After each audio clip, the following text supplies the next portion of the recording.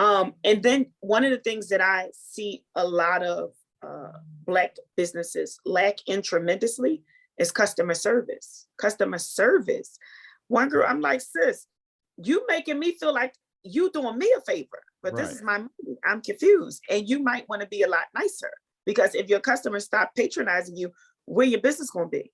It's not going to be nothing. So you might want to be a little humble. So I think that customer service is very important. I think that we need to have customer service training. And I think that good customer service, ultimately comes from the leadership. Whoever the owner is, or the boss, or the manager, they have to train their staff, and their staff is watching them. Yeah. So that comes from that. So those are some of the things. It's great they don't pay they nigga. What motherfucking dog say? Yes, sir. Yeah. Most shit can't be televised. In life, you gotta compromise. Been jumping like I'm teleport. In the coupe, well, first of all, welcome to the Garage Billionaire Podcast. Thanks for having me. Thanks for having me. I've been following you for a while. And I mean, I met you a couple of times. You probably don't remember.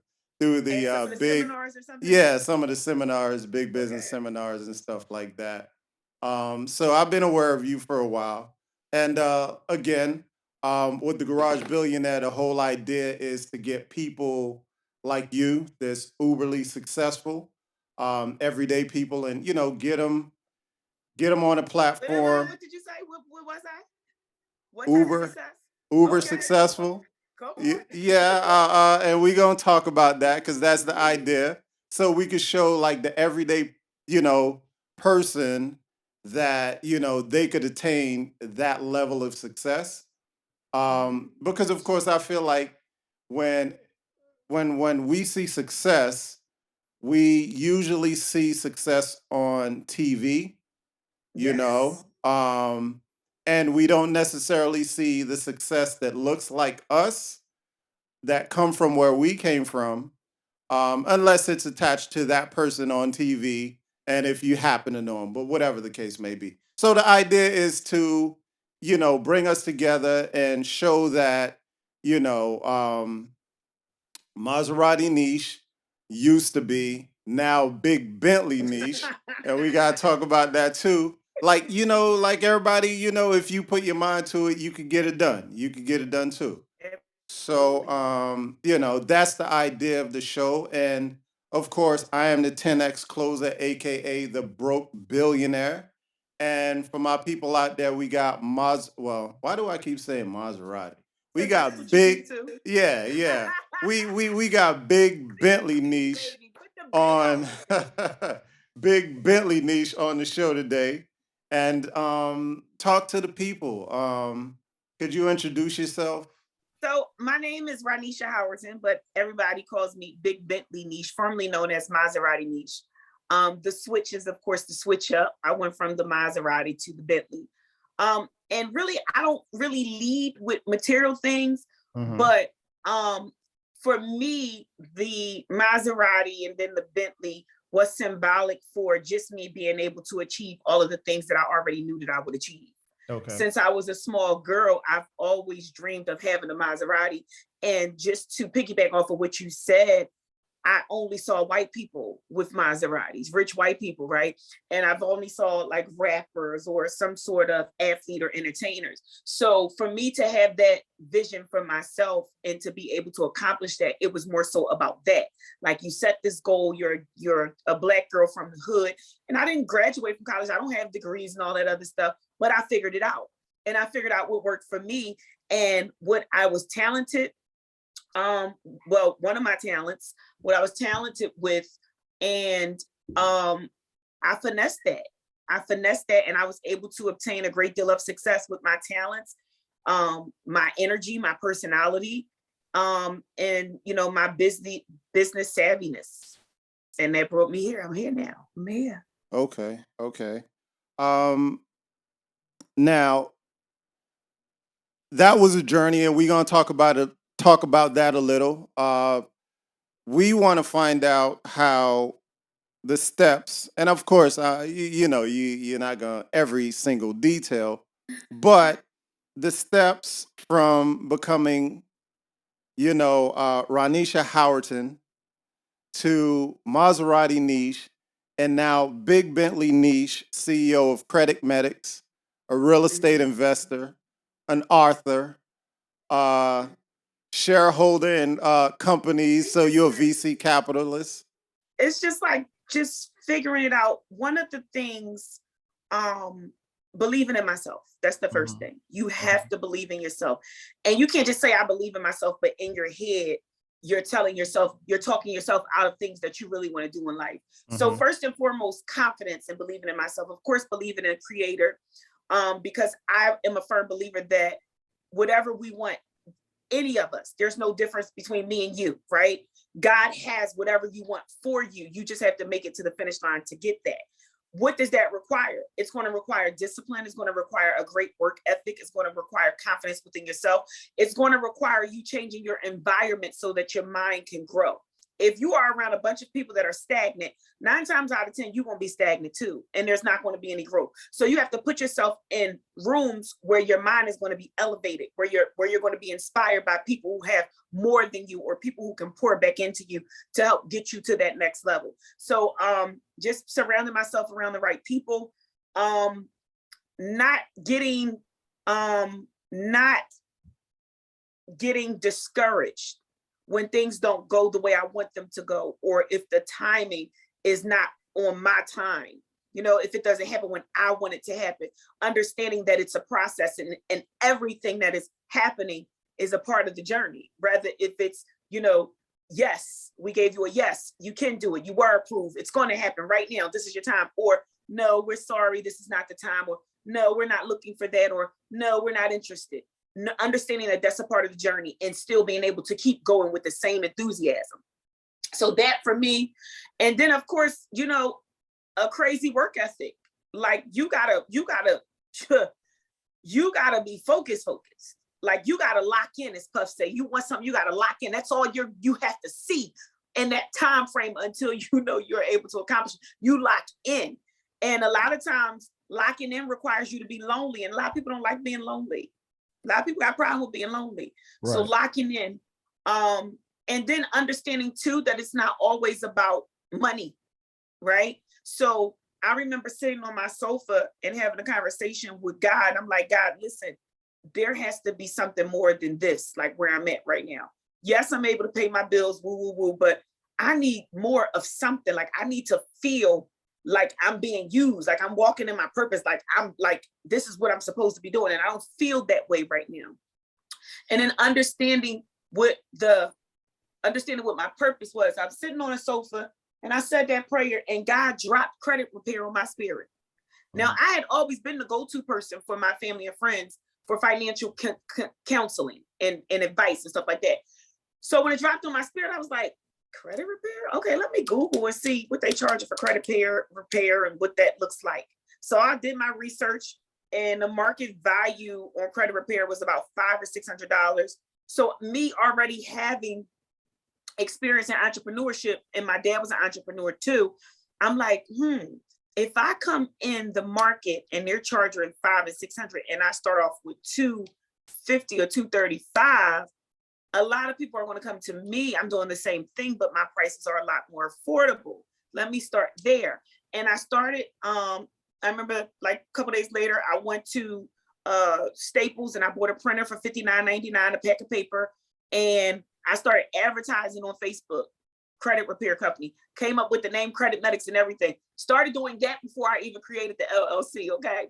And then I was like, oh, I need business cards, got the business cards. And then I'm like, okay, this is going really good. I got this many clients in the first month. Okay, let me do an LLC. Okay, 6 months I was out of my house, and then the rest was history. And I was able to accomplish so much from that, the start of the thought of that credit repair being dropped in my spirit. But what I learned later, the most important thing is I began to love it, and I became passionate about it. So even if I wasn't getting paid, I would still be doing it. Well, I don't feel that way now, but right. But initially, I felt like if I wouldn't make a dime, I still love doing this. And then when I saw the results or the outcome of my services being provided and how I was educating my community and shifting the mindset, Man, that thing was heavy. I fell in love with it. I fell in love. And I think because I was obedient along the way to my purpose and my calling and different things like that, I think that God was like, I'm gonna bless this sister. I'm gonna bless her. And the blessings have just been pouring in. So the recent thing that I got from it. All right, hope you guys are enjoying the video so far. If you are, please go ahead and hit the like button, hit subscribe, and also turn on your notifications so when I drop more videos, you guys can be on point and you get it first.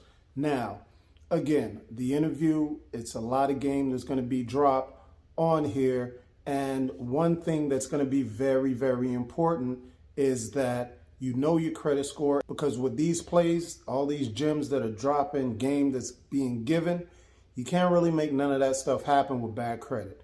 And if you don't know your credit scores and you're an adult, it's like not knowing your name. You're going to look crazy when you go places and try to do certain things. Know your status. Click the link in the description and you could sign up for a $1 trial, get all 3 of your scores and your full credit report so there is no confusion. Let's get back to the interview and thanks for watching. Was the contract that I got with the school to teach financial literacy. So now I'm tapping in to that platform to be able to teach small Black and brown children. And I'm finding that I'm very passionate about that. Very passionate about that. So that is the direction that I want to go more into, getting more contracts with different schools and different school districts to teach financial literacy to these babies. I can't understand for the life of me why we never learned those things. Right, right. And actually you kind of answered a question that I, had a little later in the interview, but good. Because I believe in that too. And that question, since you brought that up, was financial literacy in our community. Like, why do you think it is the way it is? I mean, it's getting better because with the internet, which is a gift and a curse, I believe, the Yes. access of social media, depending on what you're using it for, because now we can reach out to someone, and partner up or get educated with, or I should say, by someone that lives in California, and you're on the other side of the country, and that's what social media has brought us. But I mean, historically, why do you think financial literacy was I think we know why. Yeah. What do you think would happen if all Black and brown people became financially literate? What do you think happened? what happened? It'll be a shift of power. It'll be a shift of power and control. If all of us had money and was able to make, great decisions with our money and build generational wealth and all this other stuff, and we decided, you know what? I'm not even gonna go to college. I'm just work for my mother's company and take that over. And I'm gonna do this and I'm gonna do this. And I'm gonna buy this land and buy this real estate. What do you think happens to the shift of power when that happens? Well, I mean, Black Wall Street. We know the answer. We're just talking to the people. And look what they don't want. Look, I mean, when it happened, what did it? What They blew us up. Exactly. So and again, I guess that answers the question, because when that was happening, the shift actually was shifted the opposite way to where now that financial literacy is not being passed down because they didn't keep that up. Like I was telling my son the other day, it was last month during Black History, and he was talking about Rosa Parks, and I was like, what do you think do you think the fact that she sat on the bus and, stood up for herself, do you think that was a good thing? Just to get, where his mindset at. And obviously that's what they're teaching you in history. History class, that's what the schools are teaching. And he was like, well, yeah, I guess she stood up for herself. And I was like, yeah, you definitely want to stand up for yourself. But the problem with that is during that time, we had our own bus system. So instead of fighting to get a seat on a white man's bus, she should have got up and left, and they should have boycotted the bus system as opposed to And took all their money fighting. to the bus, to the black buses. Exactly. And that's our problem. Like, they're selling segregation is or desegregation is a good thing, which it has its good points, but overall, I don't need to fit in with your system. I don't want to be a part of that. but that's I the don't want to be in problem. your system. I don't need to look like y'all. I don't want to feel like y'all. I don't want to celebrate your culture. I don't want to learn nothing else about y'all. I want y'all to teach us about us. Because even that develops a great sense of confidence and self-worth and value when you know who you are, which is another reason I think that I've been able to achieve that. And I am intentional about teaching my son who he is. We had a discussion the other day too. He said, Mom, so what is his teacher name? Miss Lenny or something. He's like, Miss Lenny, we were learning about history, Mom. And they were teaching us about, what did he say? Something, because he asked me about Emmett Till. We talked about Emmett Till before.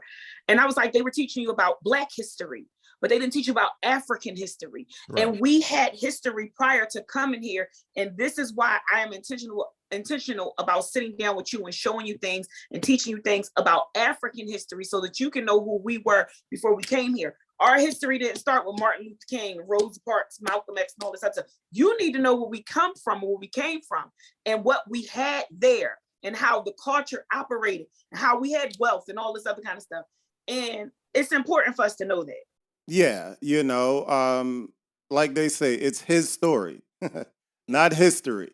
Because our history, they date our history, just back to the other day. We were far. We've been here far longer, and all of that has been diluted into these modern day stories. And like I said, with segregation, everybody's like, they want to be included. And I feel like that's a problem with our community is we're always looking for inclusion. If you look at the other communities, they don't care about what y'all have going on. They got their own little thing, all these. That's because they left us out of stuff for so long. It's like, oh, we get to sit with y'all. We get to wear y'all fancy clothes. We get to go to y'all fancy restaurants and do y'all fancy stuff. Yeah, right. We wanted y'all. Yeah, we can. Yeah, this is what we deserve. We here now. It's that. And the crazy part is, who does the world follow in terms of culture, in terms of style, in terms of everything? It's crazy. It's ridiculous. But you're educating, and part of my thing again, which you answered that also, is how we're going to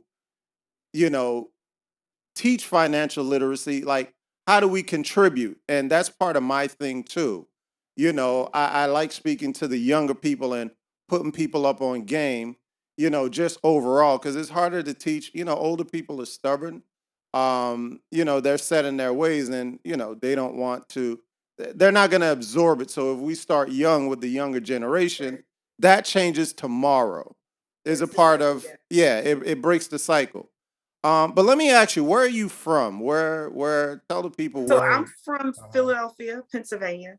Okay. I don't live in Philly now. I live outside of Philly, but I'm from Philadelphia, Pennsylvania, in a neighborhood called Logan.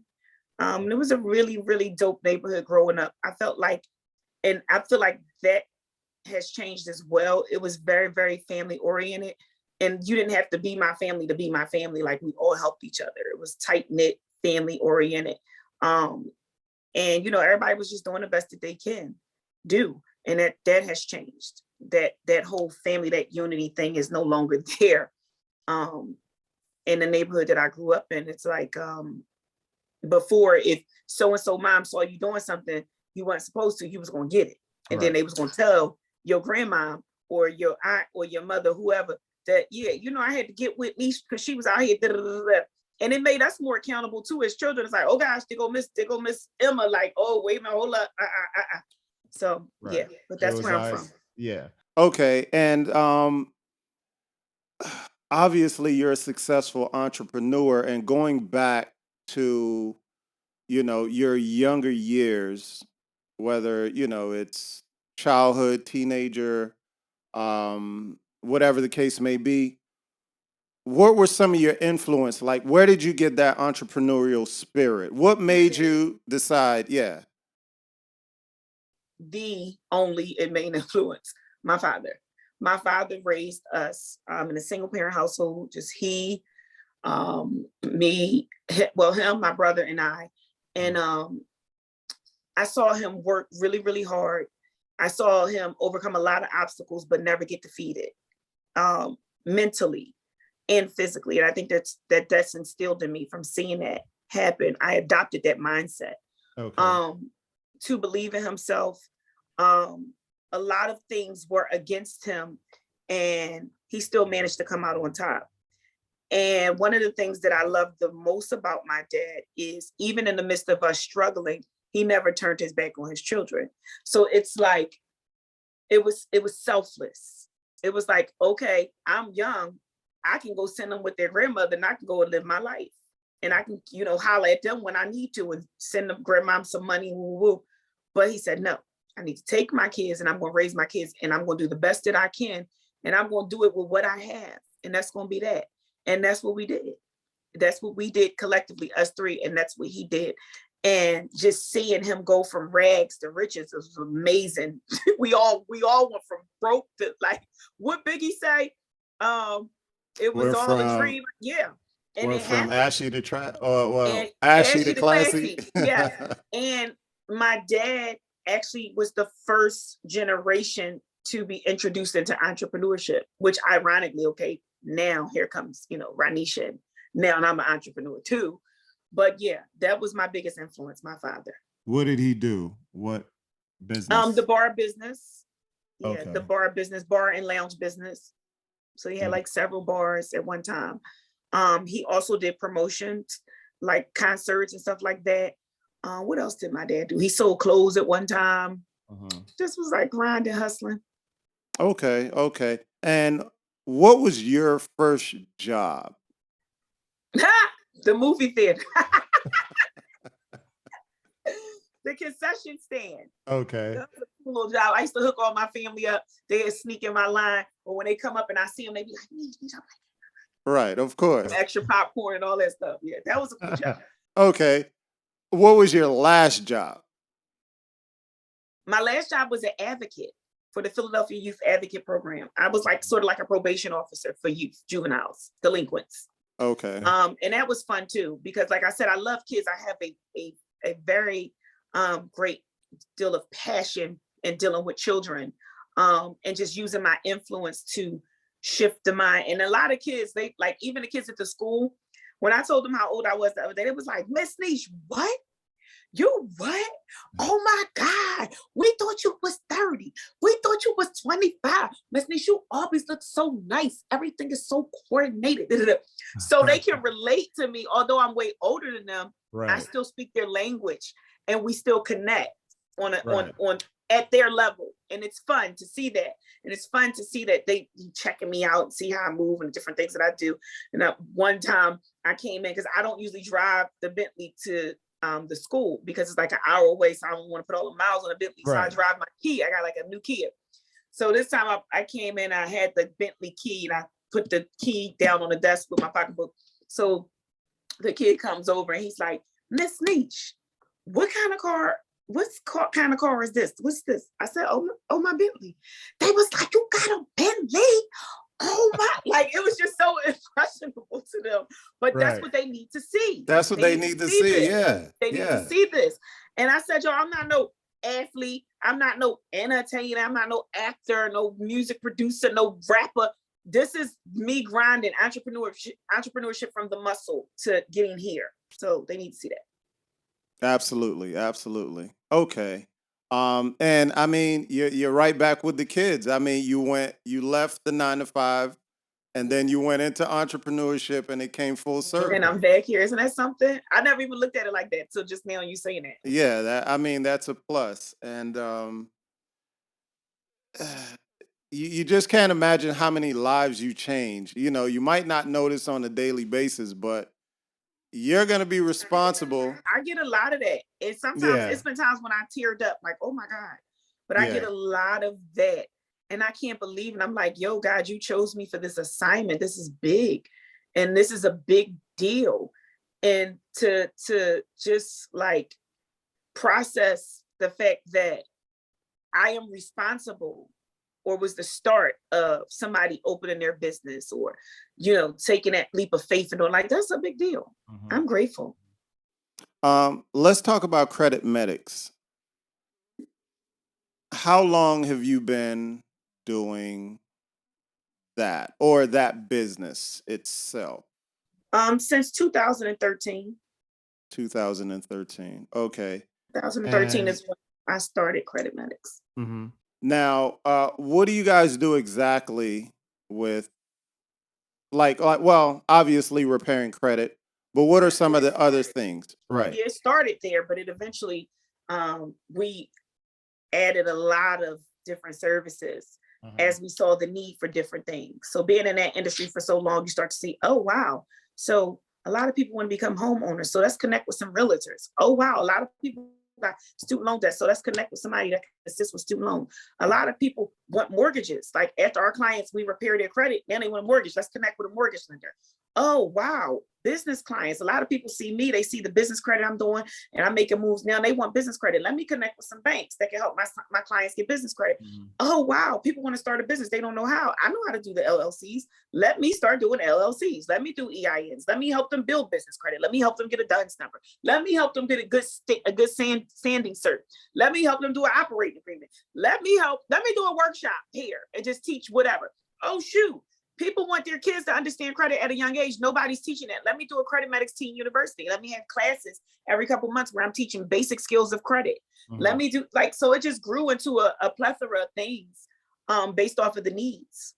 Right. So I know you have all of these other ventures that you do. And I guess part of my question was business credit, which is, I learned about business credit, years ago, but I find that a lot of people still don't know that business credit even exists, and that you could essentially have an idea, as long as you have good credit. Obviously, you go to Credit Medics, get your credit together. Get your credit together.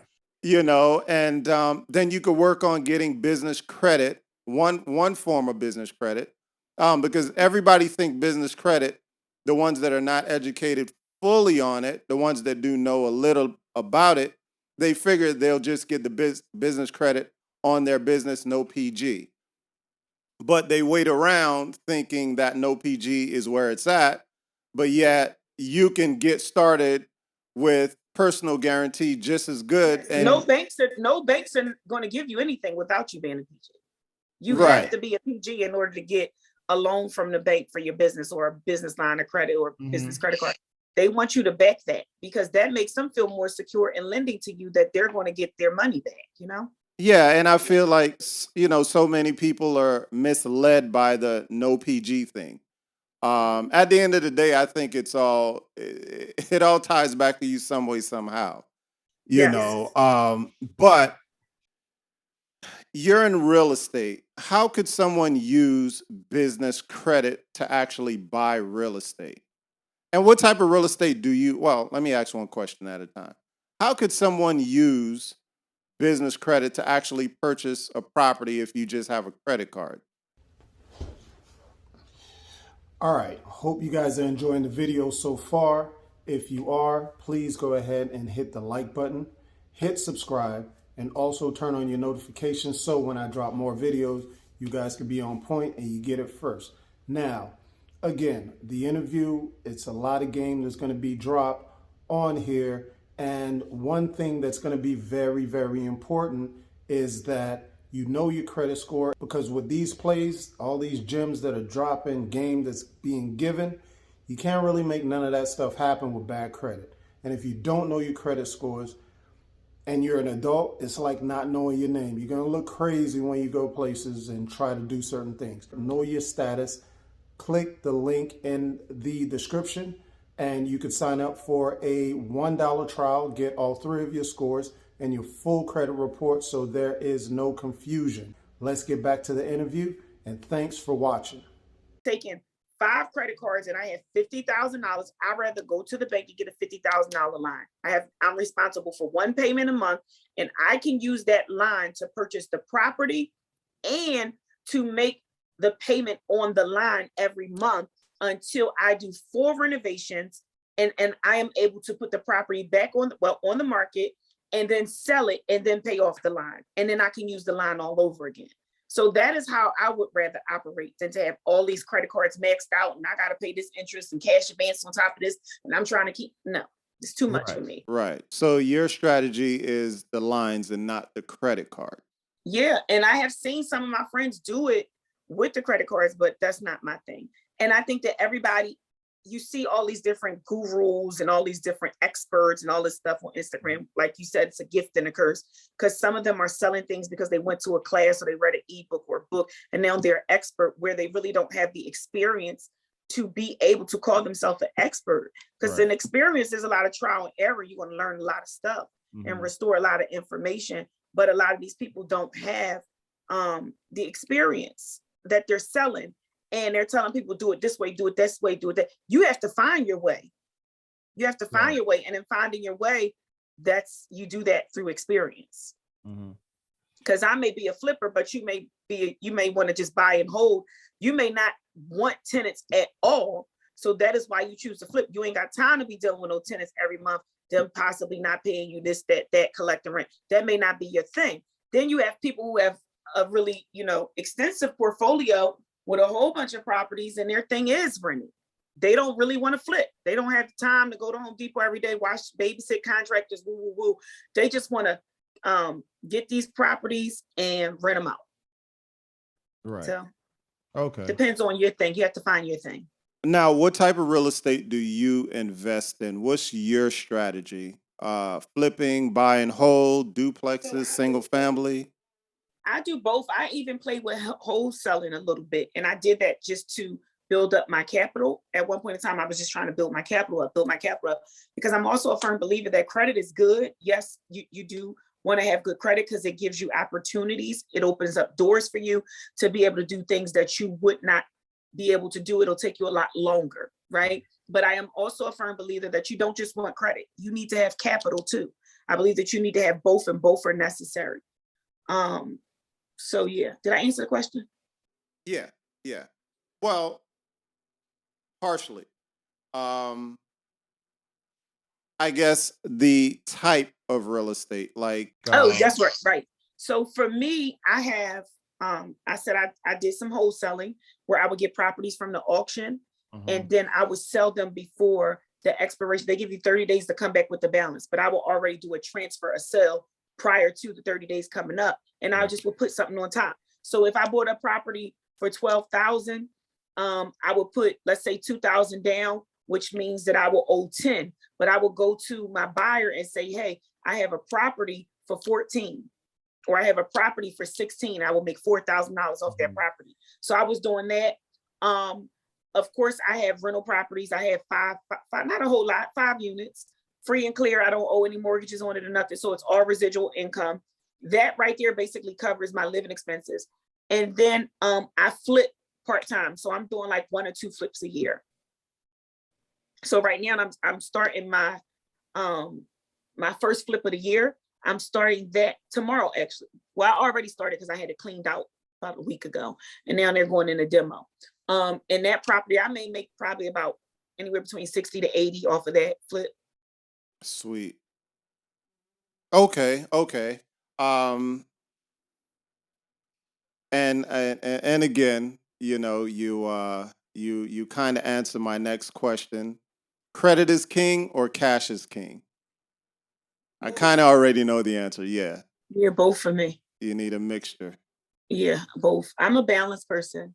So I would not tell somebody just, credit. Because what happens if you exhaust the credit? What happens if everything is maxed out? You have to make payments every 30 days. So now what? You want to mess your credit up because you don't have the money to make the payments? So money is important too. Yeah.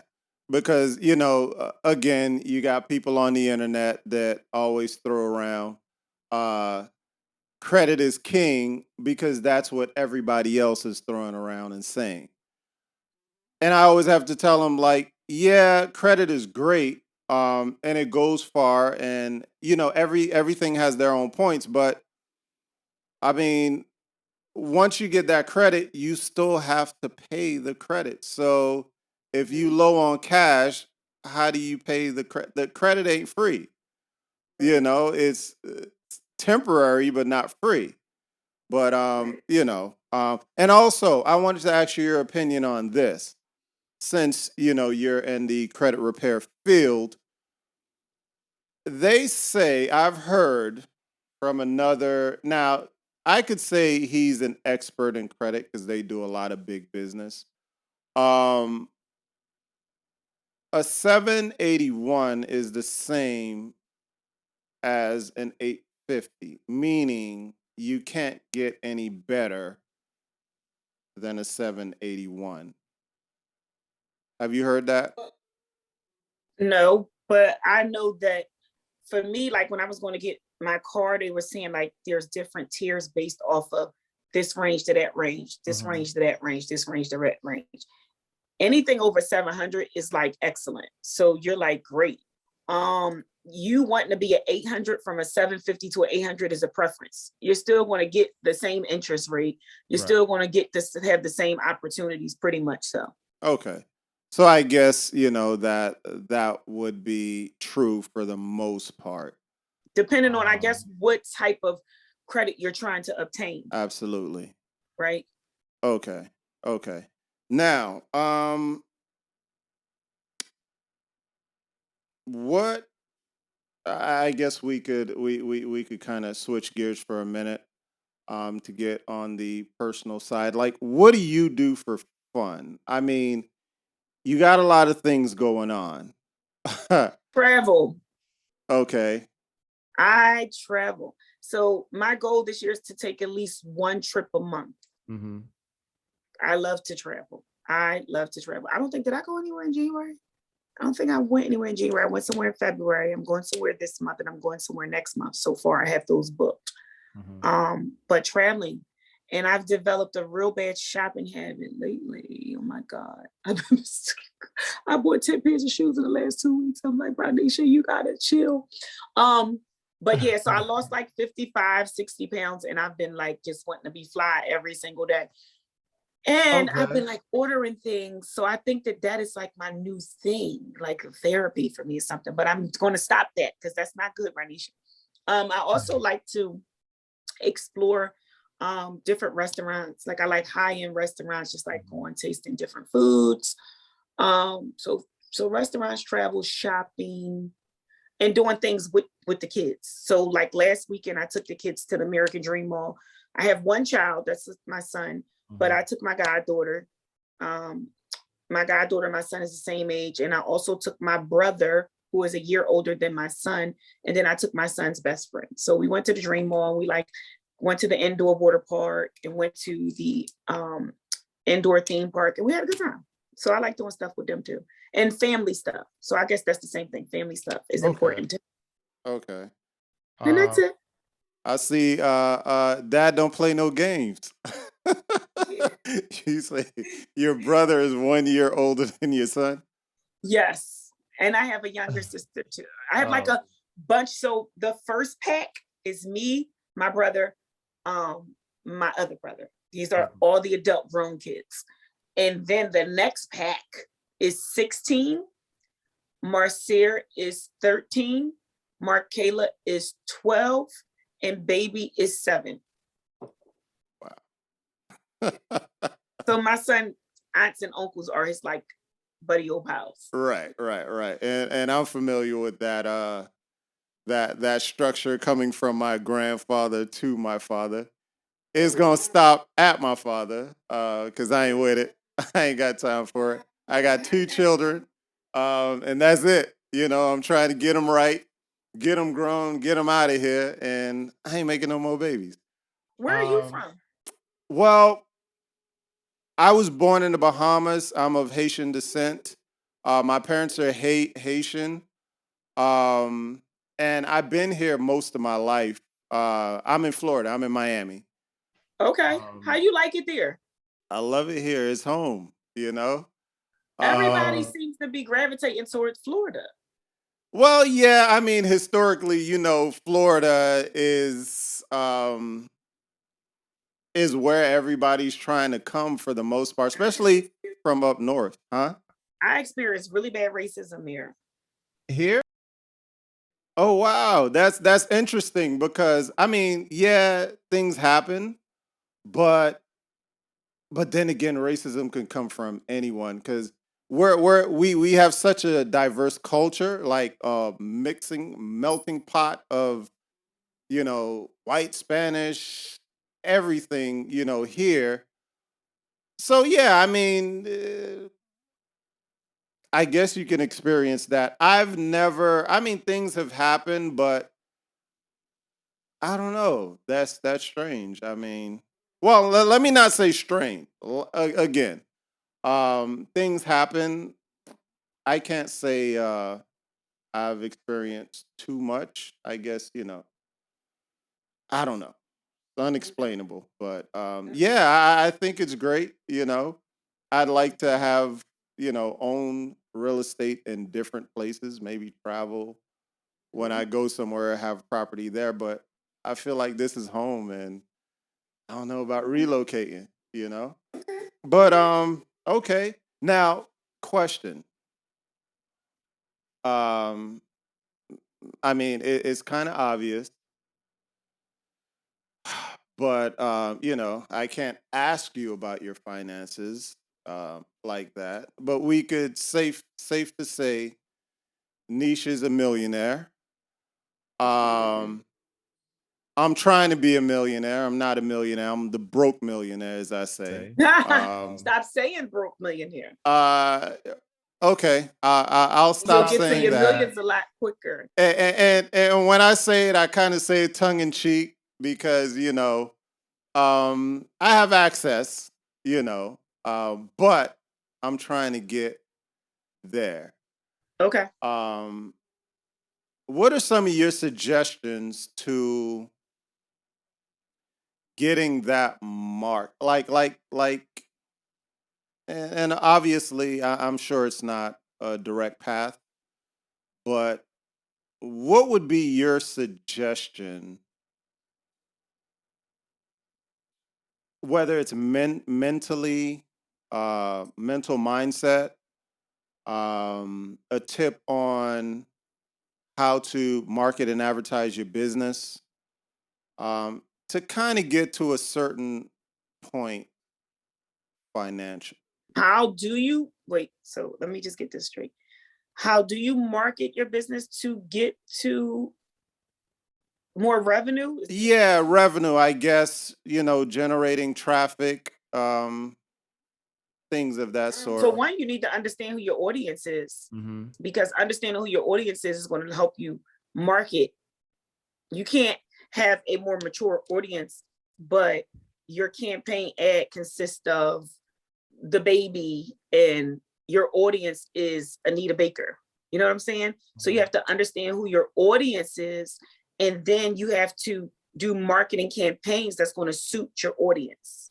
Okay. So that would be the first thing. A lot of my business comes from my own energy, to be honest. A lot of people are like, oh my God, I love you. I'm coming to, I want you to, which isn't always good, because what happens if I decide to pull back from the business and I don't want to be the face anymore? Right. Is the traffic still going to come? So I get a lot of business from that. But I would definitely say taking advantage of the social media platforms too, because it's free. So that's an excellent way to lead traffic to your business. But you have to have something to lead that traffic to. So don't try to go and do all this marketing stuff and you don't have a website. The ultimate goal or the end goal is to go ahead, grab the clients and bring them back to your product so that they can purchase, and then become a what do you call it? A returning client or customer, and then one of the things that I see a lot of Black businesses lack in tremendously is customer service. One girl, I'm like, sis, you making me feel like you doing me a favor. but this Right. is my money. I'm confused. And you might want to be a lot nicer, because if your customers stop patronizing you, where your business going to be? It's not going to be nothing. So you might want to be a little humble. So I think that customer service is very important. I think that we need to have customer service training. And I think that good customer service, excuse me, ultimately comes from the leadership. Whoever the owner is, or the boss, or the manager, they have to train their staff, and their staff is watching them. So that comes from that. So those are some of the things. Okay, yeah, and you made a great point, customer service, because like you said, people be acting like you owe them, like they're doing you a favor. Like if everybody stopped, they're gonna be good, But okay, okay. And let me ask you about marketing. Do you do your own marketing, like you mentioned Facebook earlier? Yeah, I do my own marketing, but I invested in a click funnel for my Mommy and Me mentorship program, because I'm going to go even harder on that this go round. So I created a click funnel, and I'm going to try this company out and see how that works. The click funnel, of course, how the click funnel is the little things that pop up and it say click here if you want the free ebook for such and such, and then you click it and it takes you to the website, and then the Right. website, all this other stuff pops up for you to buy or Right. for you to sign up for. So that so I actually hired somebody to do the click funnel, and we are going to do hire a company to manage that. Okay. And it's going to be worth it if it returns, sales. That's the Yeah. ultimate goal. We're not just doing this stuff just because we want to do it and it's fun.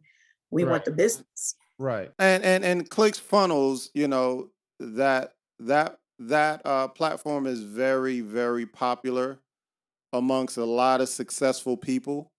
And as you explained, the idea is it's really a funnel. As a matter of fact, I'm building a funnel as we speak. But the idea is to, you capture them with Or the what are you doing yours? What are you doing yours with? what I'm doing mine's with because we're kind of in the same field. Like I'm targeting, LLC formation. So the idea is, of course, you give them the information. Um, the idea is you're looking for the email and phone numbers. You get that. I mean, you know how the funnel works, I'm sure. But anyway, that's for my LLC formation business, and I'm in the business credit, so I'm tying everything together, not necessarily in one funnel, but acquiring, that demographic that's looking for certain things. Once I get them in that funnel, then obviously you're a new person looking to start a business. You need an LLC. You need to have that, structured correctly. Um, and we do that. Then we introduce you to funding, which you need. So now that funnel is going to take you to where you need to be. And from there, we got your email. Long story short, now you're getting emails for business credit and how to get that together. So, I mean, that's one of many. I got my hands in a couple of little things. I'm a realtor. I'm in real estate. So, but that's what I'm currently building it for. I'm building that list on the more so for new business owners, and trying to guide them in the right direction. All right, so I appreciate you taking the time to talk to me. I just had one more question for you.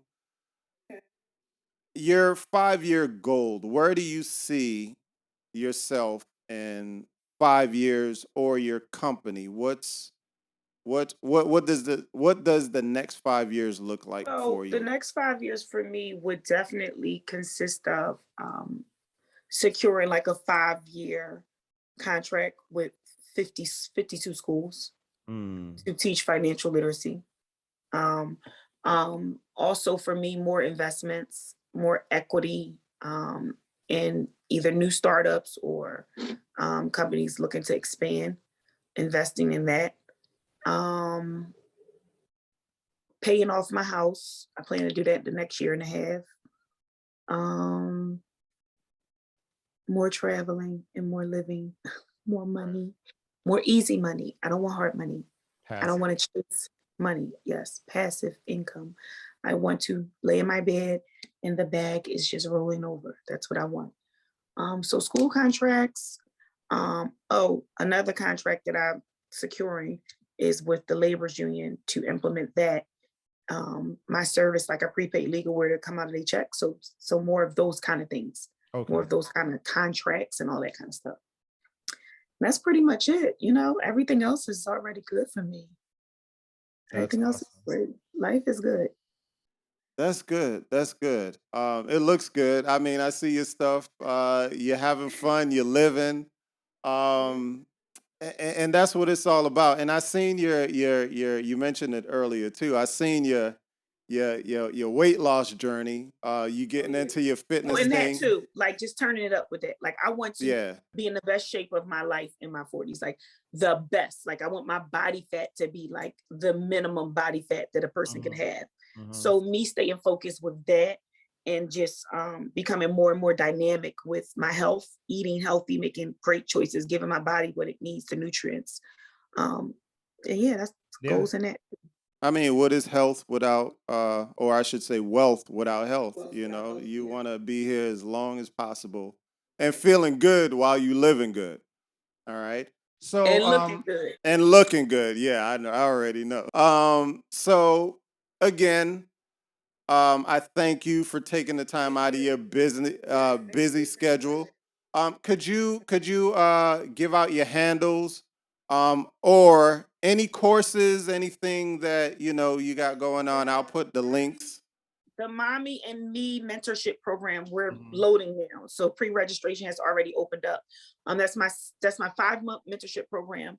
Originally or initially it was for moms, but I've had dads actually sign up in the program, and it's been really good to bond and to vibe with the fathers. So that was dope. I mean, you got single dads. I mean, you came from a single dad, so y'all can't leave them out. I see a lot of these women empowerment. For sure. Yeah. So that program is coming up. And of course, you can always book a consultation with me for business credit, personal credit, whatever. You just want to sit down and you just need some advice or, what you should do next in terms of financially, where should you invest money? I can share some things with you.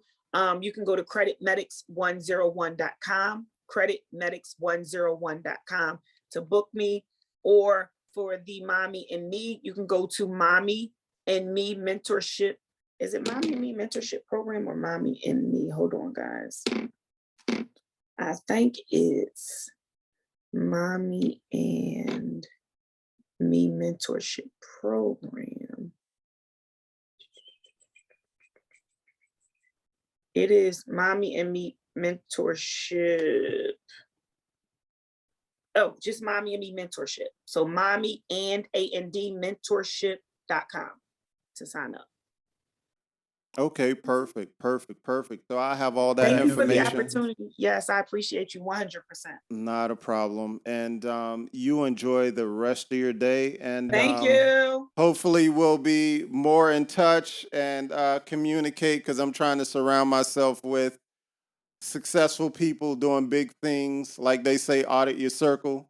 And, I got something coming too that we're working on. It's going to be amazing. And it's for that. It's going to be for that, for entrepreneurs and business owners, a community in a pool of resources. It's going to be free. And we're going to meet once a month, and we're going to talk about different struggles and different things that Black business owners struggle with. There's a need for, that they need enhancement, encouragement, and support in these different areas and topics. It's going to be dope. Okay, is that going to be something in person or Zoom? So it's going to be, we're going to do for everybody out of state, because I just was telling my partner, like, we're going to have a lot of people out of state. Yeah. So we'll do that virtually, and then everybody that's in the vicinity, they can actually come to my office. It's going to be dope. Okay. That was just dropped on my spirit today to do that. Okay, awesome. And you're the confirmation. You're the confirmation, because this guy DM'd me earlier and asked me, could I call him? So when I called him, he's like, hey, how you doing? He's like, I don't even know what to ask you for, because I don't even know. I just know that I'm supposed to come to you for whatever I need. So he was like, can I ask you a question? What do you do? I said, you want to know what I do outside of credit medics? I said, so you want to know my personal business? He's like, well, not like that, but I want to know because I just, I'm not around people that's motivated, and I had my cleaning business for 8 years. I just need to be around people who are prospering, who are focused, who can pour back into me. And I'm trying to figure out what to do with this money and da-da-da.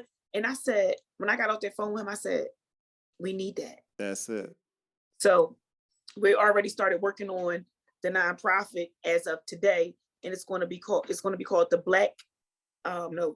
Black Better Business Bureau. That's the name of the organization, nonprofit for Black business owners and entrepreneurs. Okay. So look out for that. Yeah, definitely.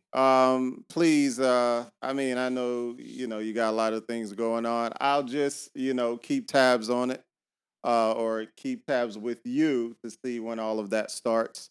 But again, thank you. And, enjoy the rest of your day. All right. Thank you, love. Take care. You have a great day. Bye-bye.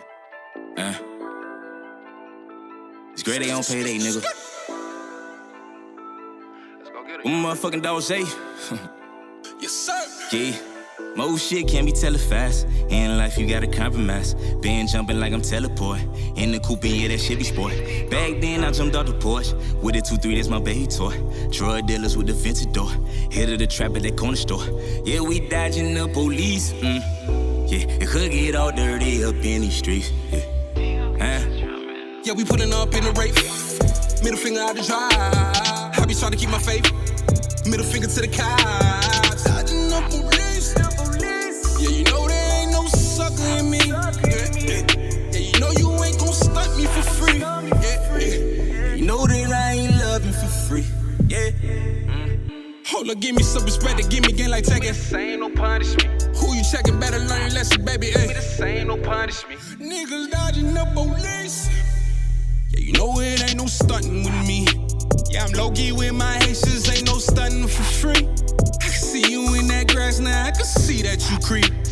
4 deep, you don't know me, OGs, ayy. Z's out, Robert G's with the C's and the wings up. I just pull it with the fleet with the key up. When you looking at the guy, yeah, you see us. Ay, most shit can't be telephased. In life, you gotta compromise. Been jumping like I'm teleport. In the coupe, yeah, that shit be sport. Back then, I jumped out the porch.